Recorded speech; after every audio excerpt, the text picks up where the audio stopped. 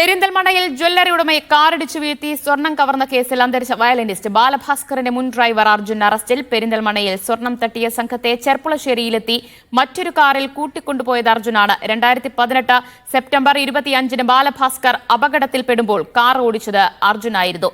ബാലഭാസ്കർ മരിച്ച സമയത്തും അർജുന്റെ സ്വർണ്ണക്കടത്ത് സംഘങ്ങളുമായുള്ള ബന്ധത്തിൽ ആരോപണം ഉയർന്നിരുന്നു. സാജിദ് അജ്മൽ വാർത്തയുടെ വിശദാംശങ്ങൾ നൽകും. സാജിദ, അർജുന്റെ സ്വർണ്ണക്കടത്ത് സംഘവുമായുള്ള ബന്ധം ഒന്നുകൂടി വ്യക്തമാവുകയാണോ ഈ ഒരു ജ്വല്ലറി ആക്രമണത്തിലൂടെ, ജ്വല്ലറി ഉടമയെ ആക്രമിച്ച കേസിലൂടെ? ദിവ്യ, തീർച്ചയായും ബാലഭാസ്കർ മരിച്ചതിന് ശേഷം ഈ അർജുന്റെ ദുരൂഹമായ ഇടപാടുകളെ കുറിച്ച് വലിയ ചർച്ചകൾ നടന്നിരുന്നു. സ്വർണ്ണക്കടത്ത് സംഘങ്ങളുമായി അർജുന് ബന്ധമുണ്ട് എന്ന തരത്തിലുള്ള വിവരങ്ങൾ പോലീസിന് ലഭിക്കുകയും ചെയ്തിരുന്നു. ഇപ്പോഴാണ് ഈ സ്വർണ്ണക്കടത്തുമായി ബന്ധപ്പെട്ട് നേരിട്ടൊരു കേസിൽ അർജുൻ അറസ്റ്റിലാകുന്നത്. കഴിഞ്ഞ ആഴ്ചയാണ് ജ്വല്ലറി ഉടമകളായ സഹോദരങ്ങളെ ആക്രമിച്ച് 3.5 കിലോ സ്വർണം തട്ടിയെടുത്തത്. ഈ കേസിലാണ് ഇപ്പോൾ അറസ്റ്റ് ഉണ്ടായിരിക്കുന്നത്.